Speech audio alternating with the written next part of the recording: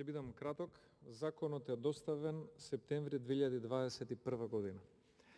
И ако дискутираме веќе за ефикасноста на собранието, која што сметам дека е далеку од задоволителна, јас само ќе напоменам дека во Комисијата за финансирање и буџет, со која што председаваше колега Пратени, кој што потоа беше избран за градоначалник на вашата општина, каде што живеете, право истата да ја закажува има председателот на собранието.